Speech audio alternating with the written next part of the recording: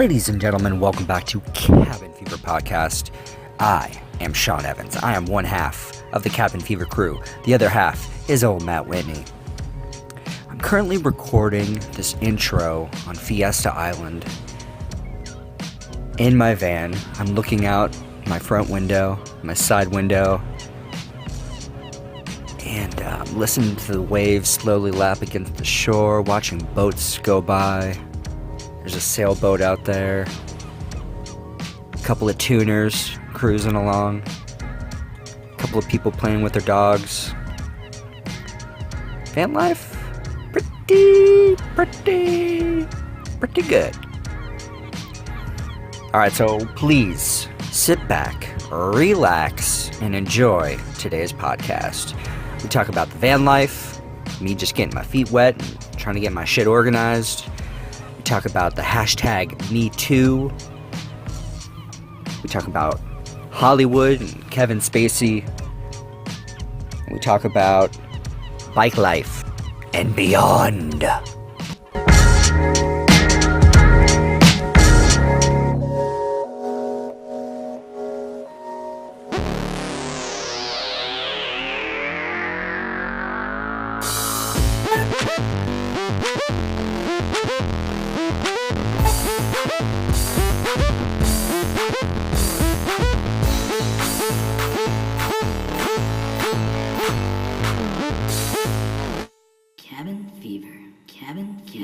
Alright, man, give me a chickadee check. Oh, One, two. we're golden. Here. Check. Yeah, sounds good. Well, maybe just move a little bit closer and you can still just lean back. Lean back. So people don't think you're just talking to yourself. I know, right? I'm your producer. You're like just way in the background. I'm your Jamie. Yeah. I don't know. Right, yeah. I'm gonna Google it. I feel like most of the time it's like, yeah, I'm not sure.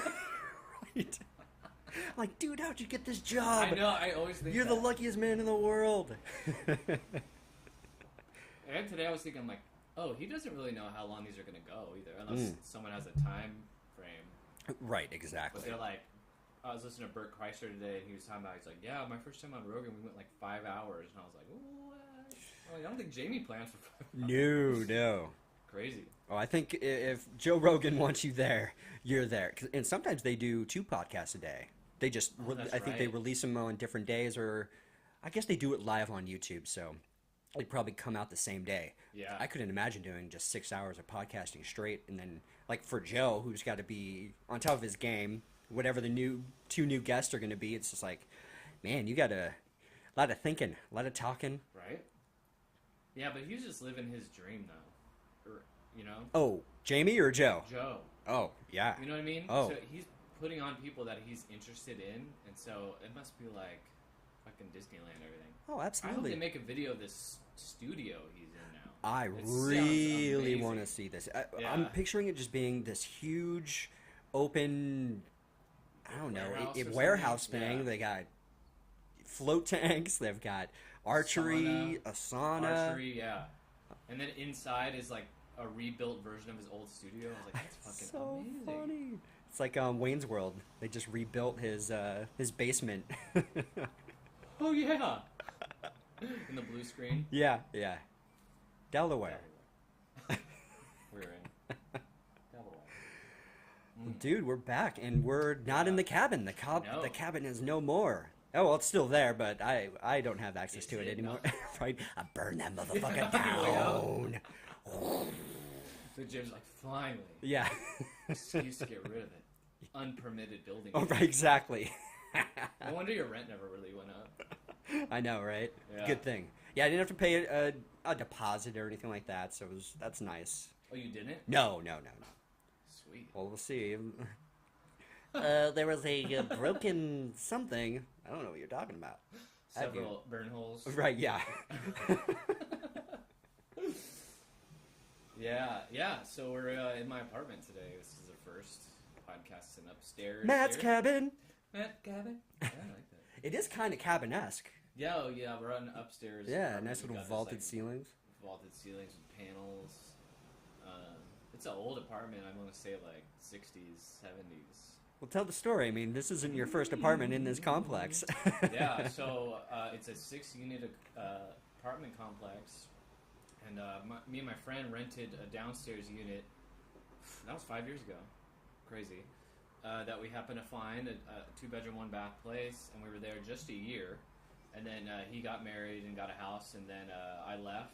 And then my girlfriend, this back apartment, which is a 1-bedroom, came available late in 2015. I was with my girlfriend. I was renting a room at the time. I saw it come up on Zillow, and I was like, holy shit, this is my old complex. I know the owner. I know the leasing agent. I was like, let's move in together. Let's hit him up.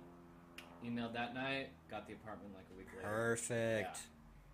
So, and you're in a good area. It's good. Claremont area, Yeah. close to movie theater, restaurants, all the good stuff, and pretty close to the freeway, so you can get around. I'm pretty sure it's got to be one of the cheapest places. Oh, yeah. Our rent hasn't gone up in 2 years. Ooh. And we live in San Diego, where rent has skyrocketed over the past 2-3 years. And we're still paying what we did when we moved in, and that's crazy. Yeah, that's a miracle. Yeah, and we're pretty much stuck. Month to month, or do you sign year? Actually, I think we're a month to month. Oh, Been wow. Month to month for like a year and a half. Wow, that's a good place Yeah. to be. Yeah. Yeah. Yeah. So, just a little 1-bedroom, no amenities, barely a balcony, just the bare basics. It's a mansion to me. Yeah. Yeah, so let's hear about it. Let's hear Man, about yeah, Sean's been on the road. yep. So I've been doing the van life for the past week and a half or something, 2 weeks, something like that. Oh, about 2 weeks. Yeah, so it's been just a whirlwind of just trying to figure out, get my feet wet. I'm still really unorganized in the van. I'm still trying to find a place for things. I'm still like trying to even whittle down what I thought I had whittled everything down to like comfortably fit it in the van, but no, I still got to just a bunch of clothes I still need to donate or get rid of or just pack it away and save it for a different time. Like a bunch of coats and stuff that I just can't fit, you know. Yeah. So I'll pick 1 or 2 coats and a sweatshirt and then cram them somewhere and then find a good place for them, and then just kind of figuring out like the getting fresh water from my tanks, which hasn't been a problem so far. Nice. And then getting used to doing the whole composting toilet and everything. Haven't had to like empty it out or anything like that, but it's been interesting getting used to working with that. Yeah. It's really easy though, so it's basically a toilet. You just don't have to flush it, and it's a nature head toilet, so it separates the solids and the liquids. I use they call it cocoa core. It's basically just coconut husk, and they like just compact it into like a fiber powder, and that's just really good for sucking up the moisture and all that other stuff. And then I have like a little fan running through it, so it just gives it a nice circulation. Right. So there's no smell or really anything. Yeah. So it's relatively easy to use. So last week, like the week you took off was like unprecedented heat here in San Diego, where right here in Claremont was 103 degrees, which was completely unheard of. Yeah. So how was that, dealing with that? It was horrible. It sucked. Yeah, I just tried to stick as close to the coast as possible. I tried to be outside as much as possible, but still trying to deal with the van, like getting it organized and all that good stuff. But yeah, man, it was definitely a test, and I was sick. Like I was really sick. Like I had strep throat, and I'm still kind of really congested, and I was just knocked me on my ass, and then battling the heat, and then just being in a new not confined space, but just a new space that I'm trying to get used to, like get comfortable and figure out the bed situation and all that stuff, and then so now. I can take showers in the van because I've got the wet bath, so I can definitely take showers there.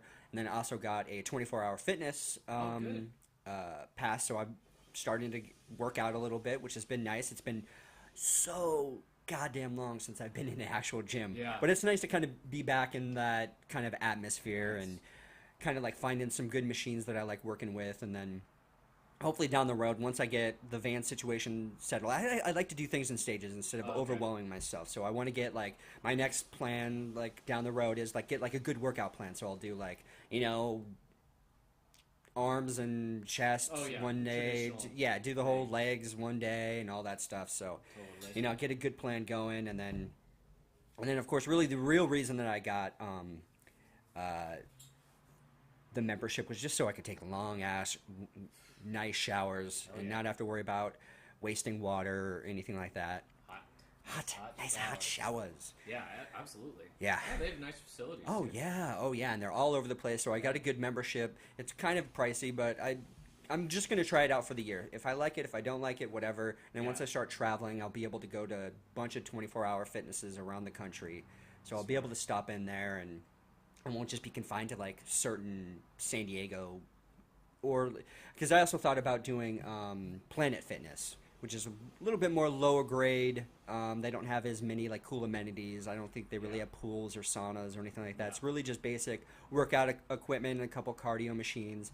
But then they do have showers and stuff like that. But they're typically in the shittier parts of town, which, you know, whatever. I get it. It's cheaper, Right. the memberships and all. But I'd rather just have more of an option when I'm out and about. Yeah. I'd say I was a 24-hour member, and they had great facilities in San Diego. Right, including one down right here on Balboa. Okay, cool. That's good to know. Yeah.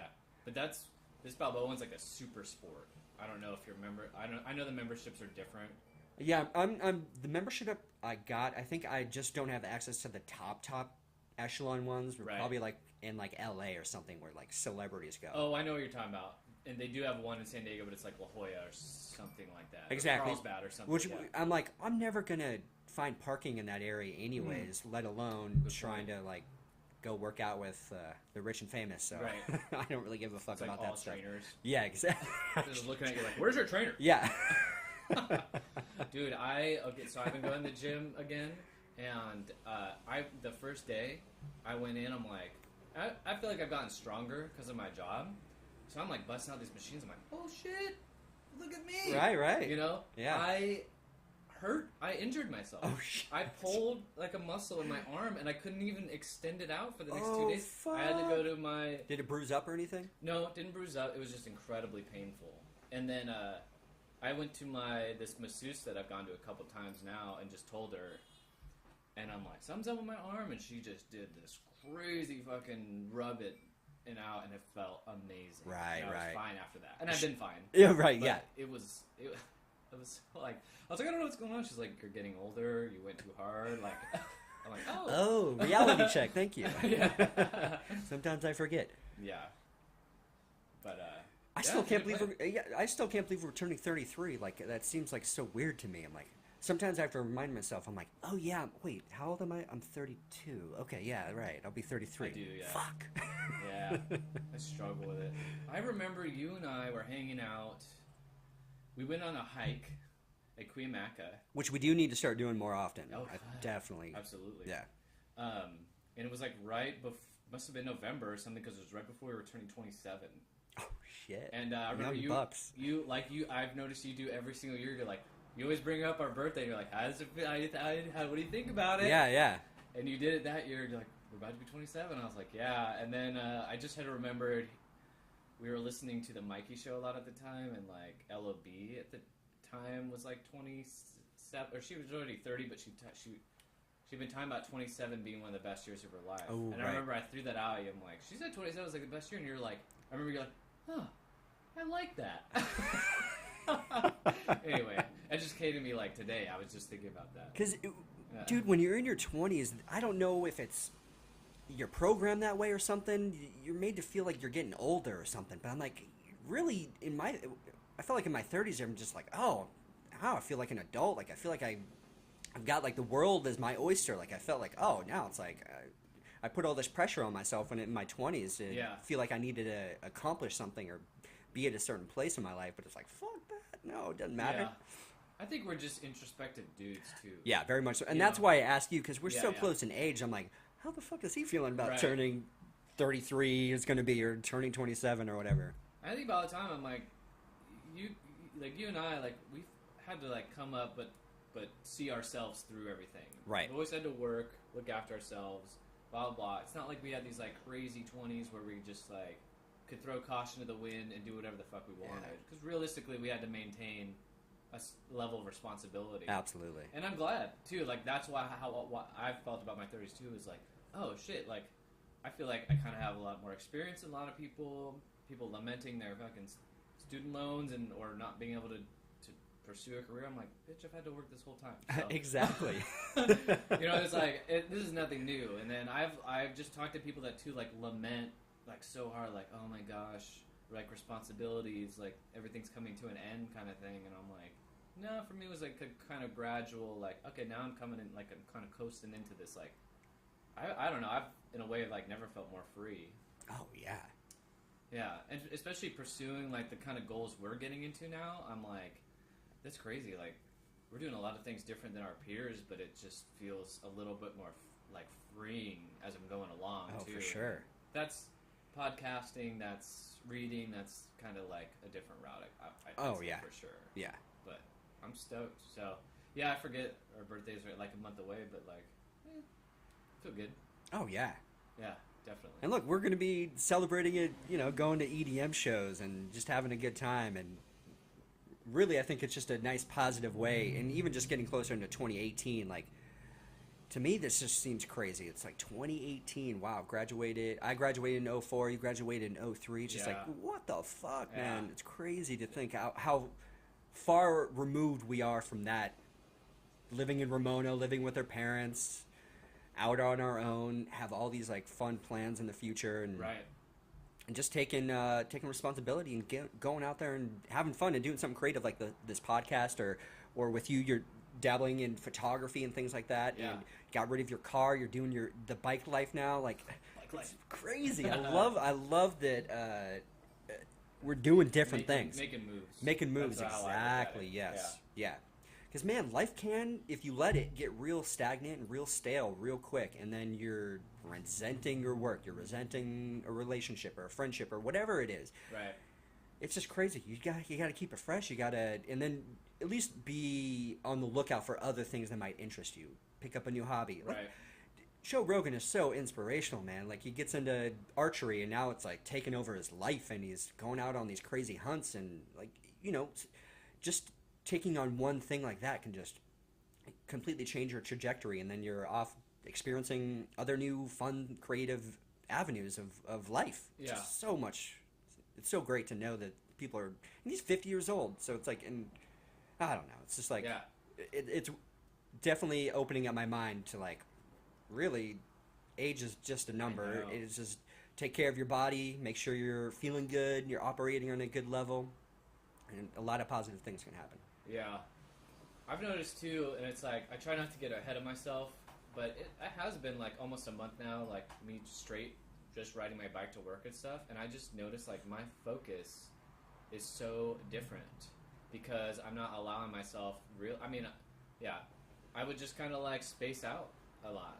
I had free time, I guess, but every like little thing I notice too increases my focus, and I mean, even at work, like I'm like, yeah, I'll talk to people, I'll engage with people and stuff like that, but I'm like, inside, I'm thinking about like my next move. I'm thinking about, okay, what's next for me? What do I gotta do? And I'm like, that's crazy. Like 2 months ago, I was just another day at work, and I'm just kind of like looking to get done, and nothing really on the horizon, you know? Right. It's just, I understand like the empowerment of taking on those little challenges and then following through with them more than I ever did before. Yeah. And now I'm looking at you, and I'm thinking about like a year ago, when you were definitely making plans to get into the van and stuff, but like watching you kind of do it and follow through, and like your hiccups and stuff like that, and see where you are now, and you were dealing with so much bullshit. Oh yeah. Last year, so much bullshit.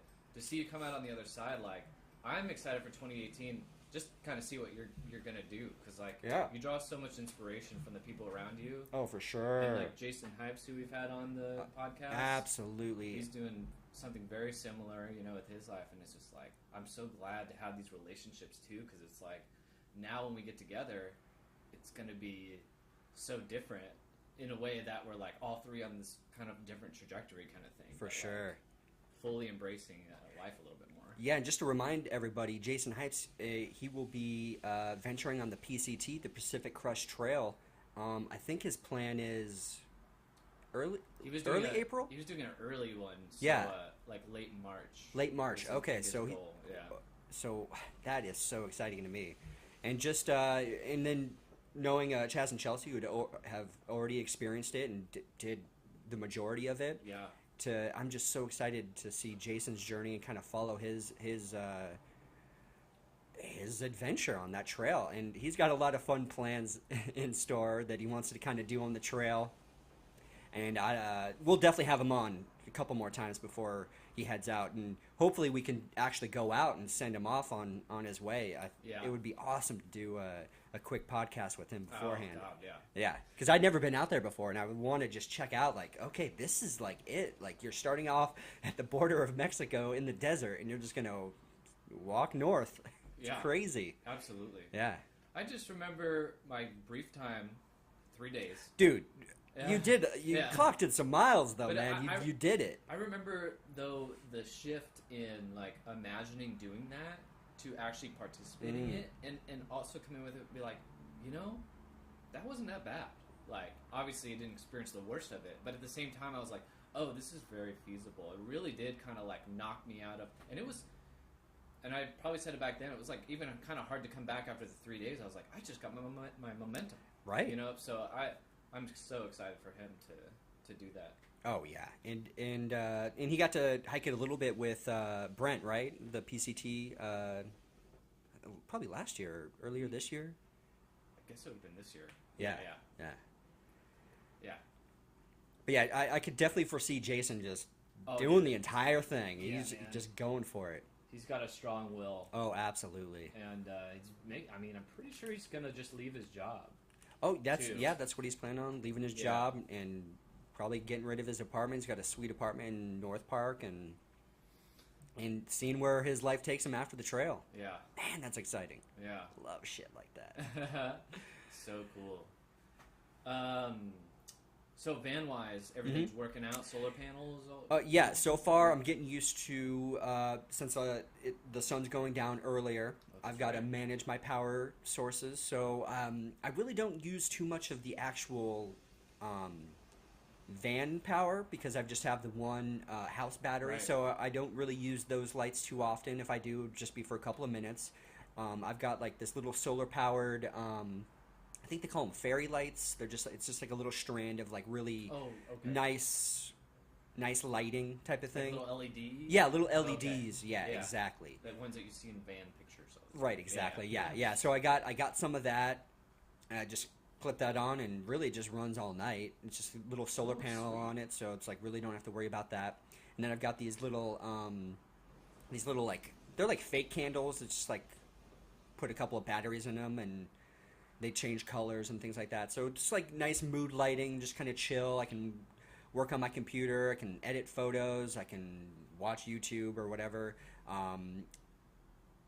I've got my PS4, but I think it's taking up too much power. So it's just really just finding a good balance. So like I could use it when it's like full sun, middle of the day, totally fine. I could, watch Netflix through my PS4 or whatever and plug it into the TV and work totally fine. But I think at night it really is just finding a good balance because I don't want to mess up my batteries, drain them too low just because I want to, watch Netflix through my PS4 or whatever. Right. And I could easily do all that stuff through my little laptop as well. So, it's just just getting used to a new setting. Just like I did when I originally moved in the cabin, I had to get used to, all the little quirks of the cabin, got to get used to the quirks of the van, and then figure stuff out, improve things along the way. But yeah, so far everything is working good with the solar power, which I'm really stoked about. Yeah. Because that was just such a big stress for me. Really, it was just overthinking it. It was just, it was a lot of things, really. Cause I totally had a sense of that when you would talk about it. Yeah. But I was like, he's embarking on this, right, it's stressful. Like, he's entitled to that stress. But I had a feeling in the back of my mind, I'm like, I feel like once he gets on the road, he'll just be confronted with it and then dealing with it, and absolutely it'll work out. Oh yeah, because I could be a procrastinator for certain things like that. So especially once it came down to the wire, I'm like, oh, we can't do it this time, because I kept always thinking, like, I was almost beating myself up. I'm like, dude, you had all this time, you could have been doing it, you had all these days where you could have been working on it or whatever. But it's all done now, so it's like no reason to beat myself up for not getting shit done when I really wanted to get it done. But it all worked out, and I'm so stoked that it's going smoothly. So do you have like some kind of routine do you have like a spot kind of Yeah, I've got out, and then you just kind of settle in for the night. Yes, I've got one main spot. It's up in Encinitas. To me, it's a good area because it's not like there's not a lot of foot traffic, and it's not. It's in an area where a lot of different cars would park all the time, and I've seen other RVs or van people kind of parking in that area as well. So I know Is it residential or it's industrial? it's a residential area, but it is on a busier street, so the traffic is, especially in the morning time, it gets right. real bad. But I think once I get used to it, I can always do earplugs and things like that. But other than that, it's just getting used to it, or just eventually I'll find, because I'm always constantly out and about doing real estate shoots or restaurant shoots, so I'm always scouting out areas like, okay, that would be a good area, and then I try to think, okay, I wonder what the traffic would be like during like peak times. Or so at night, is this area end up pretty full with cars? This area? No, where you're at. Like, you have to get there at a certain time? No. Like, nice. like last night, I got there probably like 8:30, and there's still plenty of spots on both sides of the street. So it's like, okay, and that is really nice having that too. Yeah, like, because absolutely. knowing that I don't have to be there at a certain time or whatever, just knowing like, okay, that'll be my fallback spot if a different area doesn't work out, I could fall back to that area. Right. So yeah. So I've got at least one good spot that I kind of post up at, and then during the day I'll go down to the Bay Area. I've even went to Fiesta Island once, and I'm definitely planning on going out there a lot more often. I even thought about saying let's meet up there. For one of our future mobile casts, I say we go down there. Oh, for sure. I pass by there, at least down here. Oh, yeah. All the time. Oh, yeah. It's beautiful. And plenty of room. Mm-hmm. Yeah. Yeah, especially now that it's the off-season, summertime, way easier to just, like, drive it. You can pretty much go there any time of day, and you're going to be all right. Find a good spot, good place to post up, or just hang out. Go, like, sometimes I'll just park my van and just go for a couple, short, like, 10, 15-minute walk, just stretch my legs, get some fresh air. And that's what I kind of realized, like, because I can't go through drive-thrus, or I can't do, certain things with the van, so I've got to get out. So I'll pick a spot, like, okay, grocery store's over here, laundromat's over here. I can do a couple of things at once, and then I could maybe just go for a short walk or something like that, and just know that my van's going to be safe, it's in a good area, and things like that. So, and yeah, it's just really just the key thing is just finding good parking and just feeling comfortable, like, because I shoved my entire life into this little van, and I've had I had my Jeep broken into a couple of times, so that's always kind of in the back of my mind. I always want to think positive about humanity, but people get desperate, and they might see my van and see solar panels up there and like, oh, maybe this is a good thing to break into. I don't know. But down the road, I do plan on, they call it 3M. It's like a film that goes on top of your windows, and it's for break-ins and things like that, so people can smash, and it's not going to break like a normal window. Nice. It's a little bit more reinforced. It will break eventually, but if you're pounding on a window, people are bound to come and deter it. Yeah, exactly. And I might get a security system down the road as well, just to ease my mind. And totally. Yeah, it does have like a old security system, but I don't think it works. Like I've got the little keep fob, and it's just, even with like a new battery, it's not really doing anything. So I'm like, it's probably so old. I just got to replace it, or maybe one of the wires is corroded or something. I don't know. True. I've got all these little list of things that I want to work on down the road and knock off my list. But right now I'm just like, I just got to get used to this living in a mobile way. Yeah, in the city. What you need is like one of those nice Patagonia down jackets. I was just thinking that when you're talking about all your coats and stuff, and then you're just like, you got your coat. There exactly. It is. Yeah, Living like a hiker. Yeah, that really is it. Yeah, it's just finding the good clothing that'll work in any situation, and just that's it. You don't need a bunch of extra stuff, and it's so easy when you're living in a house or an apartment. Just like, hey, I'll get another sweatshirt, or get another jacket, or get another shirt. But now I'm like, I've really got to like pick and choose. Like, do I really need this? Is there a place for this in the van right now? Right. Because my storage, every time I go into it, I'm just like, how the fuck? I didn't plan on having all this shit in here. Yeah. So now I really got to go through again and just like the continuation of downsizing is not Right. over.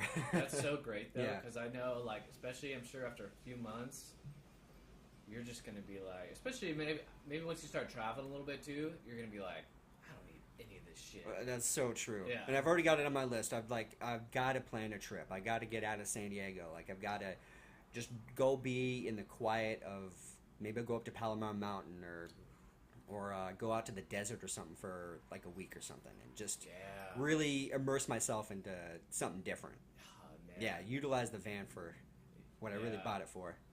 Oh, that's gonna be like, makes me excited. Yeah. Cool, man. Yeah. I think I like subconsciously I look for you when I'm on the road. Oh, Like, yeah. I bet I'm gonna see him one day. Yeah, yeah, oh, for sure.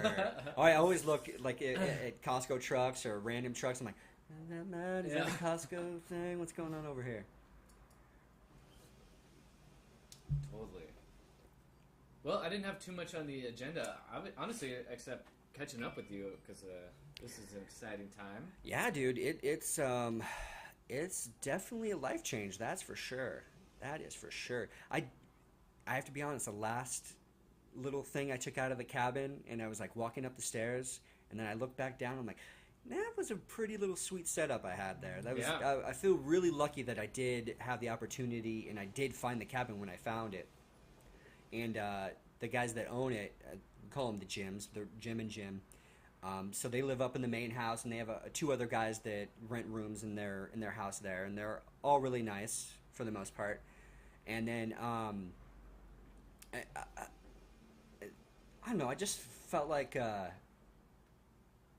just felt sad in a way because That's what I was I've gonna been there ask for you, 5 yeah. years. I did feel a little just like, oh wow, like I've been here for a long time. That's I a long got time. really comfortable and just like really settled in. But I think it was probably for the best to like just tear up all those roots and like start a new chapter in my life because I could have been stuck there for another 5 years. It's Right. just a nice little sweet setup, but I do I need to stretch my legs and I want my own tiny house, and I don't want to be I don't want it to be in someone's backyard type of thing. Right. So I feel like the best way for me to just get out there and enjoy life and experience life, and then to save up money without having to pay for rent or anything like that, just live the mobile van life, be a nomad. Yeah. Try that out for at least a couple of years. You know, I Yeah. want to do it for as long as possible, and hopefully find that little piece of heaven, that little paradise someday. Because that's really my goal. I mean, think it you might will. be in Tennessee, it might be in Colorado, it might be somewhere in California. I don't know. Right. It depends.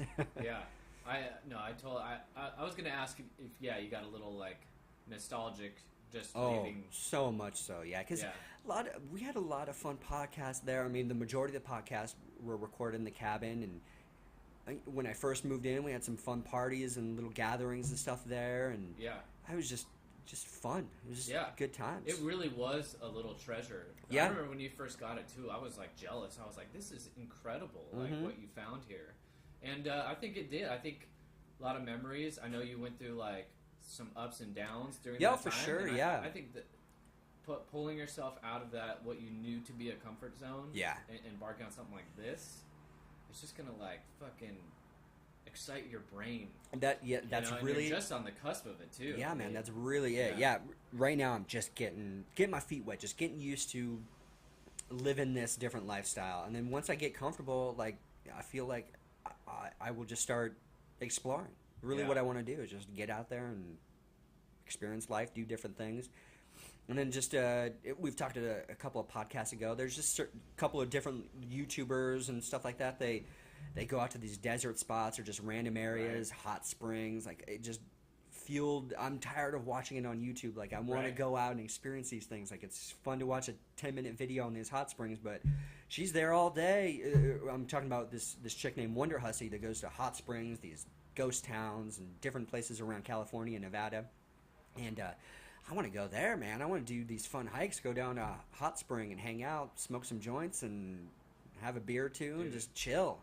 Lifestyle design. Yes. That's something I learned from Tim Ferriss, or the term, Yeah. like years ago, and it always stuck with me because I'm like, and that was like back then when I first started thinking about a van, and it always stuck with me. I'm like, because that was his whole thing in the beginning was like, you don't have to wait till you're retired to like really start doing stuff. Yep. And you don't have to have a fucking huge trust fund to do it either. You can design your life around these things that you want to do. Even guys like us that are making our own way. And I think that's like not a very like widespread idea yet. At least I don't ever really encounter that. And then as soon as you start thinking that way, like your whole world view starts to shift a little bit. Oh yeah. And even me that works like a full-time job and stuff like that, I still feel as if like now more and more I feel like, oh, you know what? I'm not really as attached to this as maybe some of my coworkers or whatever. And I'm thankful for this job, and I'm glad I have it and the income and everything. But like I can start piecing together little things outside of here I don't think about retiring and then like driving across the country. I'm like, no, when can I take a road trip this year? When can I do it then? I'm like, I don't want to wait. I'm like, we're still young. Oh, you know? yeah. And it seems like society-wise, that thing's kind of becoming like a lost, you know what I mean? Like our parents' generations are the ones that are like, yeah, we'll retire and get that RV and start driving, you know, and they do and things like that. But I'm like, yeah, but then like you're kind of more limited too by age and whatever, you know.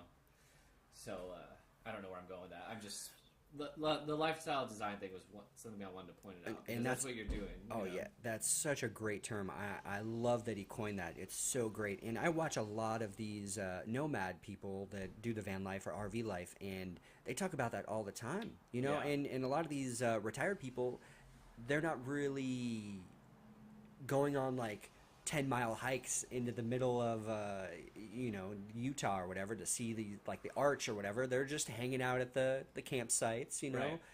Maybe they're parked next to a pond or something. They'll set up their chairs and they'll hang out there Yeah. for a while, you know? Right. Because that's what they're kind of limited to. They're in their 60s, so you can only do so much. Right. Sorry. And God bless them if they, you know, grinded out their whole lives and they're really enjoying it. Exactly, yeah. That's great and stuff Right. like that. But like, I think nowadays you really have to kind of like have it all kind of at once. Yeah, suck some money away for retirement or something, or yeah, invest in some property. But it's like, my always thing is too, it's like, yeah, I could buy a house or something right now, but then I'd be married to it, Mm-hmm. you know, especially here in California. And I'm like, no, that does not sound like something that I would really enjoy when it comes down to it. Right. You know, it's just finding that middle ground. And I think in just about any situation, if you're really willing to put in some work and get a little uncomfortable, then Oh, yeah. yeah. Oh, yeah. I've been stopped just today I got stopped by another coworker who saw me ride my bike home the other day. He's like, you ride your bike to work? Like, where are you at? Like, how far? And then it always ends with like, yeah, I've been really thinking about riding my bike too. Like, at least 4 or 5 conversations with different people like, oh yeah, you know, Right. I should really be riding my bike and all this stuff too. And I'm like, And you guys you're in your vehicle for 8 hours doing all these different stops, 8-10 hours doing all these stops. So you want to really get back in your car or get in Right. another vehicle. It's like, no, you want to stretch your legs, get the blood pumping again. Like, yeah. and I think you're doing it perfectly. Yeah. And it's crazy too, because if I go back like 6 months or so, I'd be driving home and I'd have this like, I was like, man, I just want to keep driving. I just want to go somewhere else. I want to do this, do that. And it's like weird to rediscover a freedom in just riding my bike that I didn't really even realize was there. Because it's like, yeah, I do. Now I have like a 40-minute like commute when I get home, but it's like, I like it. I like riding through the streets. I ride through parking lots. It's just little stuff like that Right. that I didn't even think about. Like, that would be great. Yeah. Just You're probably little noticing shit. a bunch of new shit yeah, too. that's what Like, it is. I oh, like you're noticed like, stuff. oh, there's a faux place. I should try that place out. Or oh, what, the barbecue's over here? That's Yes. crazy. Exactly. Or even just like, you know, people's lawns. Oh, it's just, yeah. just stuff like that where Yeah. you're kind of like, or you see now there's this one neighborhood I drive through, and I always see the same kind of people walking their dogs and stuff. Yeah. And it's just like little weird, like, okay, hey, there's the dogs Yeah, and stuff yeah. like that. You know, it's just like, it's kind of exciting, and I got like a good podcast in my earphones, and I'm listening to that. Yeah, so it's, yeah. It's kind of like, well, now I can listen to like 40 minutes of a podcast I like, and before I'd be like just listening to like 10 minutes of the radio, you know, 10 minutes of ads. Right. Yeah. It's just Every like- radio station's Yeah. all on their ad time. And I don't even really. I've told a couple people too, because they're like, "Why are you riding your bike? You're just trying to get healthy." I'm like, "Yeah." And a couple people, I'm like, "I actually don't even have a car," you know. So it's like, all right, this is how it is. And then now it's getting colder, it's getting darker earlier, so I'm like gearing up. I'm like, okay, now I got to wear this in the morning. Right, yeah. My headlight all charged up, you know, it's just like forcing me to wake up earlier. A whole new routine's developing, a whole new lifestyle change, absolutely. My energy, I've got like way more energy and stuff. I don't know. It's crazy. Tim Ferriss's podcast, what do they call it? Is it just the Tim Ferriss? Okay, yeah, that's what I thought. Yeah. Okay. I haven't listened to it in a long time, to be honest. I should get back on that.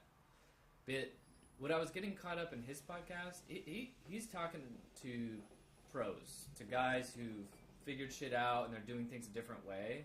And it was easy to get caught up in, but it's always like that gap. Okay, well, here I am, like 40-hour Costco guy. I'm not some entrepreneur.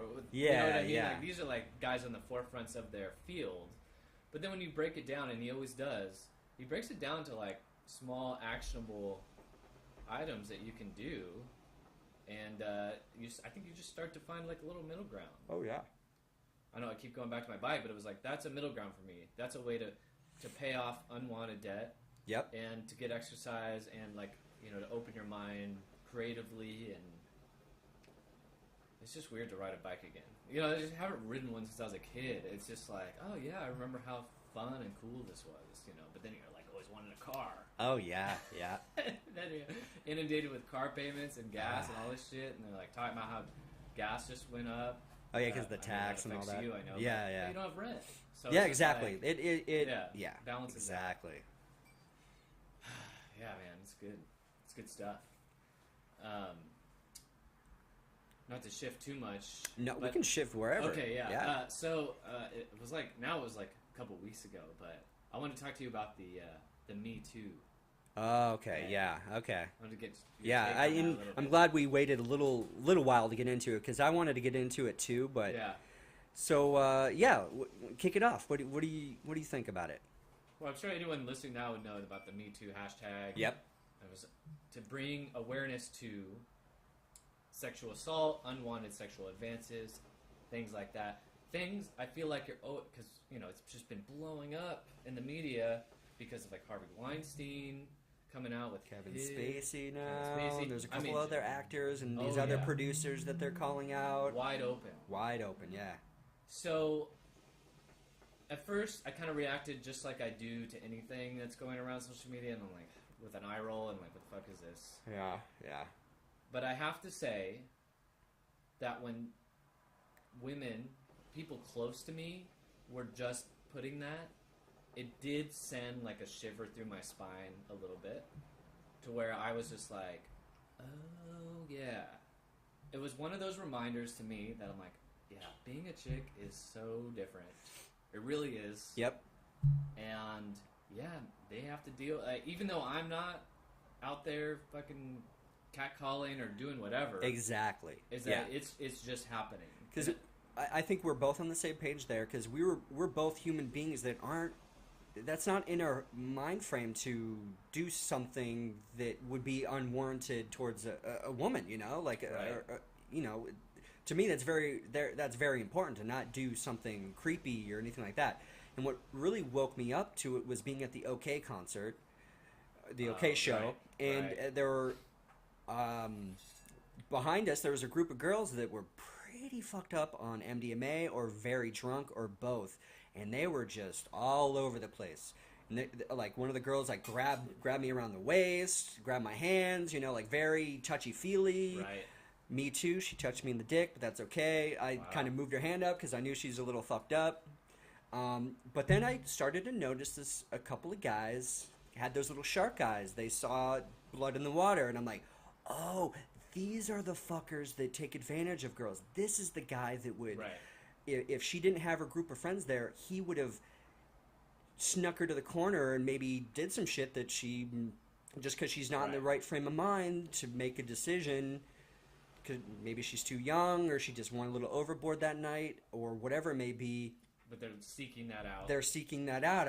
I could see it. I'm like, oh, dude, I know exactly what you're doing. And I'm like, talking to one of the friends that seemed a little bit more, I'm like, just watch out for your friend here because there's some creepers here. And then I think he heard me, and then he kind of just, not really. And then he was gone, and I'm like, okay, all right. Wow, you were spot on. Yeah, because I'm just like, so then. Because I was just Anyway, sorry. No. I was just saying because my eyes were on my girlfriend. I was there. Right. I do remember seeing like especially the messed up girls, but I was not focusing or thinking about any other. Right. Yeah.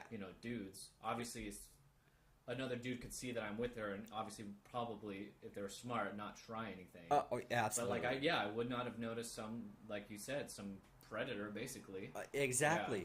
And then so it made me reevaluate. I'm like, okay, yeah, there are some creepy dudes out there. And then, a lot of our friends were posting on Facebook and stuff, the Me Too thing, and definitely the initial reaction was just like, oh my God, another one of these just social things that doesn't really mean anything. It's just everyone's jumping on the bandwagon. Attention thing or whatever. Yeah, absolutely. Yeah. But I think it definitely does bring awareness, and it did wake me up to it. I'm like, okay, I guess this is really a thing. Like, it is. Yeah. Absolutely. It did, too. And when I had that, like, reaction, and it was... I'm not going to name names or anything, but it was a close friend of ours that posted it too. And I did have I drew a little quick breath because I'm like, this is like my friend, someone I'm like really close to. And I got that like older brother, that boyfriend kind of sense of like, what the fuck, really? And then I was thinking about it, was like, well, yeah, of course. They're like a young woman who's like been out, you know what I mean? And they're, they're attractive, it's not like... Right. Yeah. And it just,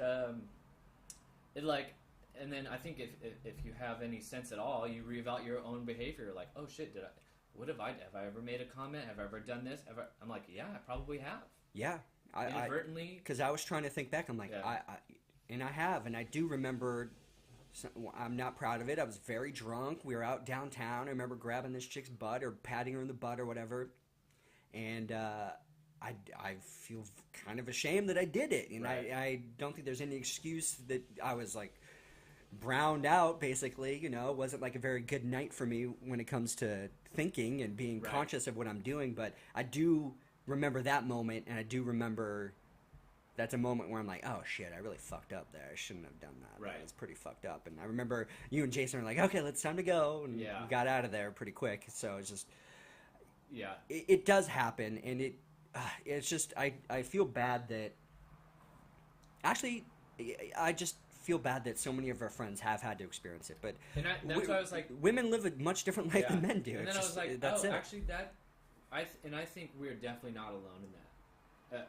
Seeing that and then being like a little reevaluation. Even if a dude never wants to cop to it or anything, I bet it did make them think, like, oh yeah. And I think that was honestly really great that they did that just for that alone. Because I was like, and I listened to a podcast from a local radio DJ, Steve Woods. Oh, yeah, hell yeah. He's got a podcast out, and they brought it up on their podcast. And this guy, he blatantly talks about, he was like a player back in the day, like all about it. That's what his friends were at.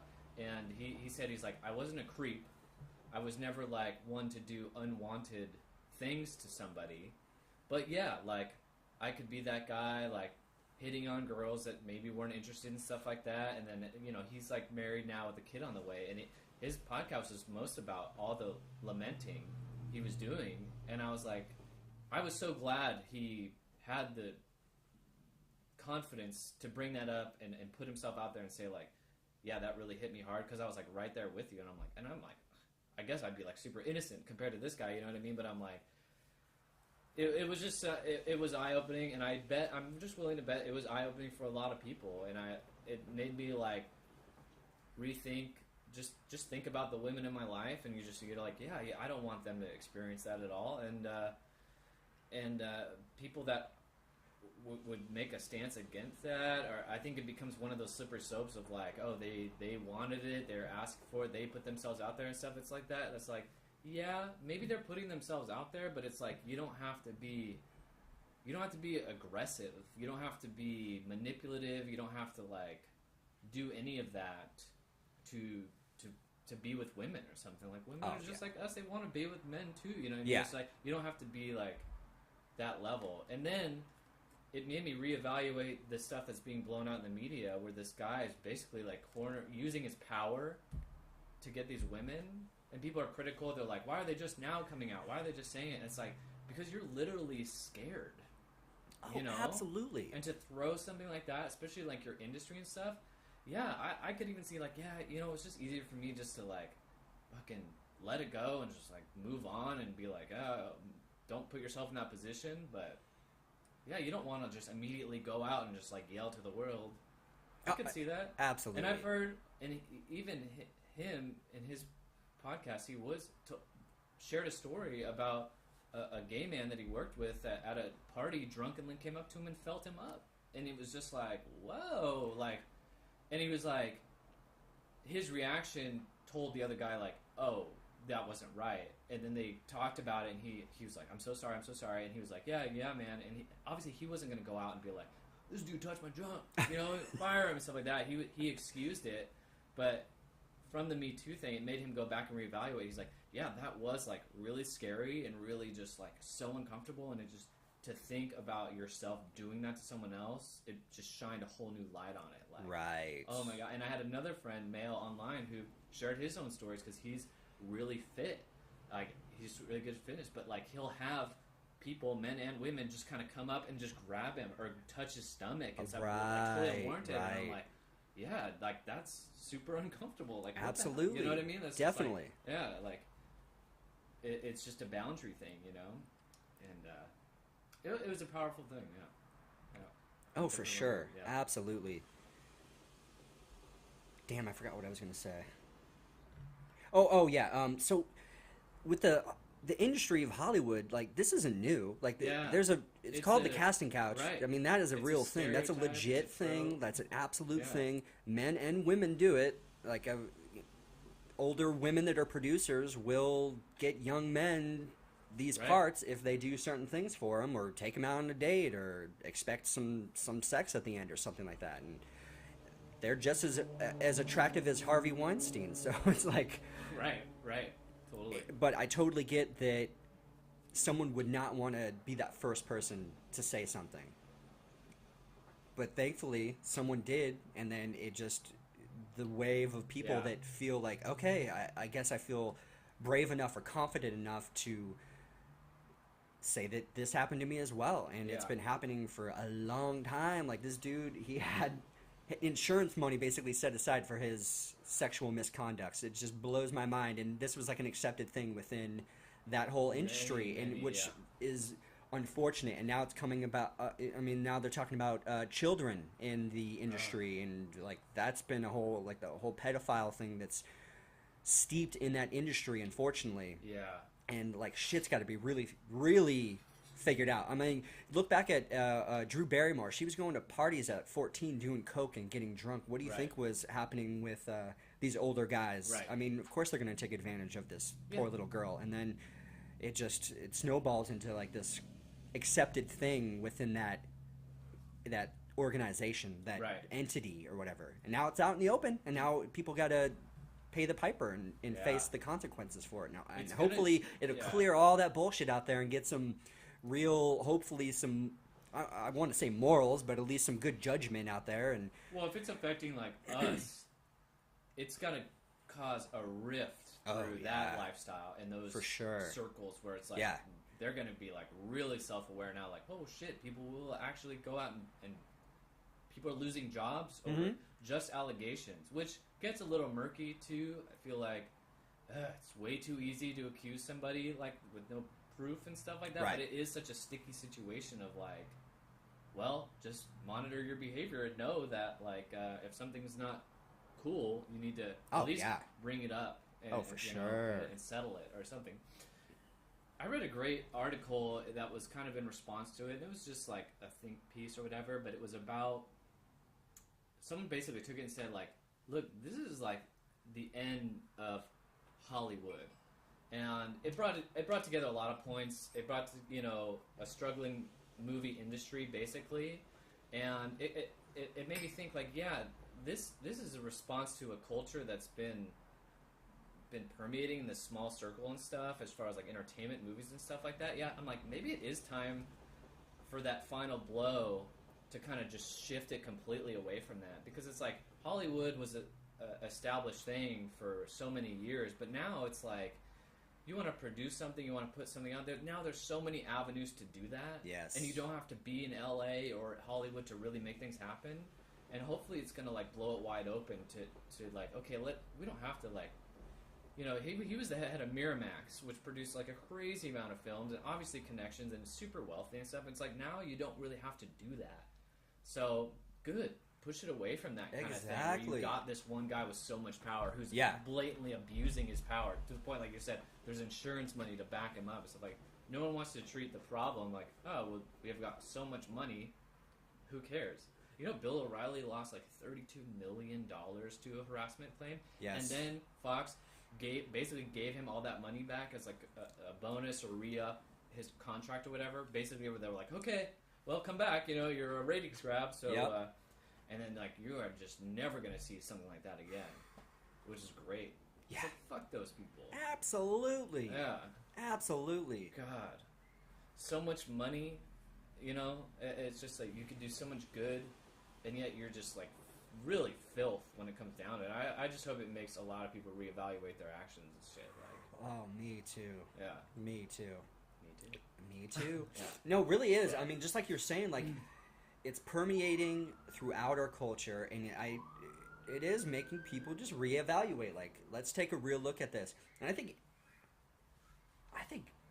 I don't like to blame Trump for shit, but the grab her by the pussy thing, I think that is just, it got seeped in their consciousness. Like, that is something that isn't great. And he would have been a billionaire who has a shit ton of power, and he probably could grab some Miss Universe pussy and get away with it, you know? Yeah. Right. It's just weird how power corrupts people in such a way. Yeah. I just feel totally. that comment, even though it was made years and years ago, but it was brought into the light, you know, during the whole election thing, and I think now it's still, hopefully that wave is going to continue to carry on and just continue to clean out the filth and all these bastards and all these pieces of shit. Just get them out of here. They don't need to have power. Take all their money away. Sue the shit out of those motherfuckers. Right. So they have to move to Pasadena. Yeah. And have to sell their fucking Malibu houses and shit. Yeah, exactly. And I just don't understand.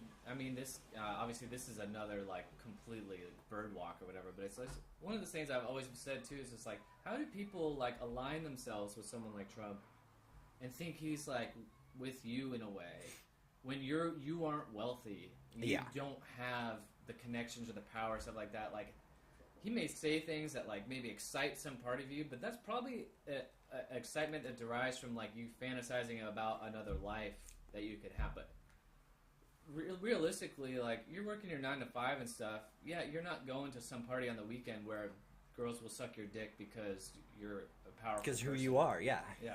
So like, why celebrate it? You know what I mean? Like he's not with you. He's not looking out for people like you at all. He's looking out for himself. That's how he got there. Absolutely. You know, absolutely. And I really feel like people champion that kind of thing because it's like, yeah, like he gets to do that. You know, he's cool. He's a celebrity and stuff like that. But I really hope it just takes things down a peg or two. Like this guy's interested in himself, and whatever comes along with that. And so let's stop championing these people. Yeah, exactly, exactly. Ugh, gross. And the problem is they're championing people that don't deserve to be championed because everyone's got skeletons in their closet, but some of us have a walk-in closet full of fucking skeletons, and those rich people, they can afford walk-in closets. Oh, yeah. Absolutely. Because they're paying people off, hush money, all this fucking shit. But at a certain point, sometimes if like I said, the wave gets big enough, a lot of people are going to jump on it and start going. It doesn't matter if you paid them $100,000 in 1992 to shut up, you know? Yeah. And it's so bizarre because these are people, like, celebrity-wise, people that are, like, they're famous and they're well off. And you know they have money and stuff like that, but they're so concerned with, like, their reputation now, and that's, like, an ego thing, and their place in that thing that they built, where it's like, yeah, I don't really feel as bad, because when it comes down to it, like, yeah, you could get fired from all your jobs and stuff, but you're probably sitting on millions, enough money to live out the rest of your life. Easily, yep. Sorry. You know, like, sorry that you know, yeah, maybe you're not in the limelight anymore, but, like, you're going to live comfortably from here on out. Oh, for sure. Like Kevin Spacey, like, they're talking about House of Cards is done, all that stuff. is his career over then? Like, because that's all he was doing. Hasn't been in any movies in a long time. He doesn't Right. do any other television stuff. So, I mean, is he done now? Is his career over for whatever he did to a 14-year-old and probably a few others? Right. I don't know. It's easy for me to, because his character in House of Cards Yeah, is it's such so a weird. psychopath, sociopath. Yeah. I'm like, maybe you were just kind of channeling Yeah, something that was already kinda within really you. so, Yeah, yeah. And he was like, I guess he's bi in the show, but Right, yeah. I was like, Well, I was like, he's not fucking his wife No, anymore. I know, And that's he was. true, It seemed like he was just hooking up with the dudes for the most of the time. yeah. So And as a politician, he couldn't be gay. right, basically. yeah. Which was always such a like kind of cool part about that show. It's Right. just like, oh yeah, I'll do whatever. Yeah. But yeah, I mean that's a trip, you know, about him and stuff, and then his story about like making a pass at a guy, Mm-hmm. and then I couldn't help but think about like, yeah, I mean, maybe that's what he was doing. You know, he was drunk and he's like, hey, I'm gonna get laid, and then the guy's like, I don't want to, and then he's like, oh, okay, and that's where it gets so murky because it's like, I don't know. Yeah, obviously that's a bad thing, but it's like also at the same time, you could understand that being Right. drunk at a party. Yeah. Maybe there was some flirting even going on. You know, you don't have one side of the story really. It's like, You know, and if you're at a party, you might just be assuming everyone's able to be there. You know, legally. Right. When it comes to age-wise, I don't know. yeah, it's just hard when like media and stuff makes it out to be something, you know, because it makes him out to be like a predator when it's like you don't really know the whole story. Mm-hmm. Like, was he just like fiending after some guy and tried to corner him, like, or was he just like hitting on him? Maybe they like kissed or something, and the person was like, you know, I'm not into this. Right. Yeah. Because it's like, who hasn't been in a situation like that where you're like misreading the cues? Oh, and for shit, sure. You know? Absolutely. That's crazy. All right. Crazy. I think we did that. Whew. All right. Well, let's do some recommendations. Man, I've been listening to so many podcasts lately. 'Cause Okay, that's good. always Yeah, man. But I'm like so up on Burt Kreischer, and they did the Sober October thing. Yeah, that's been a fun thing to watch. Yeah, Yeah. it really has. And I've just been obsessed with this podcast. He's Yeah. just such a like vulnerable. On the surface, just seems like this wild like dude or whatever. But like when you listen to his podcast, man, he's like such a vulnerable guy, like family man, like a little older, trying to like make his like career work. It just seems like he's such a fun, genuine person. Where I'm just like, where he's still kind of like moved by when people know him. Right. And to me, I'm like, man, you're such a funny, like, famous guy. Like, I just can't wait to, like, go to one of his shows now and, like, meet him and just say what's up, because I'm like, he just seems like such, like, a fun dude. I'm like, that's such a, like, good appeal. And so, like, his podcasts are just like he's in a man cave sitting around bullshitting. Yeah. You know? So it's Having a like, fun conversation with random comedians or whoever. yeah, so I've been just like listening to like back episodes like of a lot of his podcasts, and I just listened to one. He had Dr. Drew on his podcast. Had him on twice, Oh, okay. and it's made me want to listen to Dr. Drew more because he's just Yeah. always so insightful, and I Oh, yeah. really like the way he thinks and stuff. So Dr. Drew obviously has his own podcast too, so Yep. I'm listening to those ones as well. Yeah. And then, yeah, I guess that's been the majority of my recommendations. Listen to the Birdcast. If you're in especially in comedy, and you're in like Ari Shaffir and Joe Rogan, all those, it like fits right in with all of them.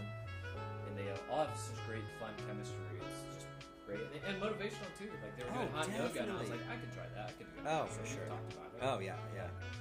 And yeah, I guess that's about it. Though. Okay, cool. Yeah. You know, I don't have too much on my docket right now.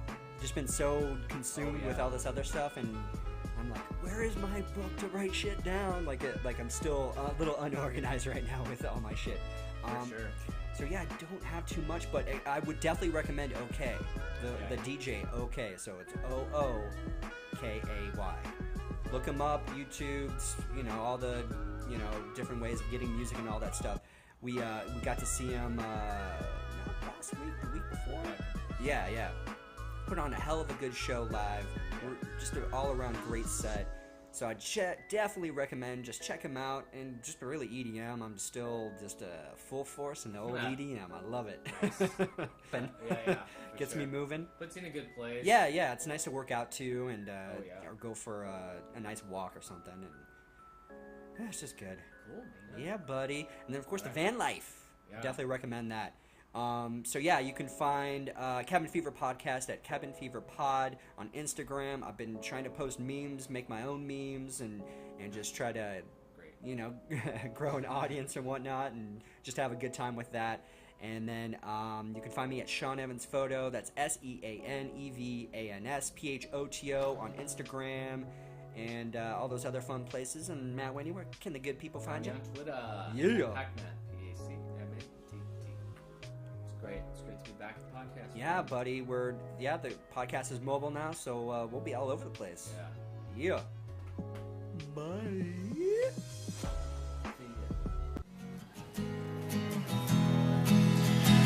369. Damn, you're fine.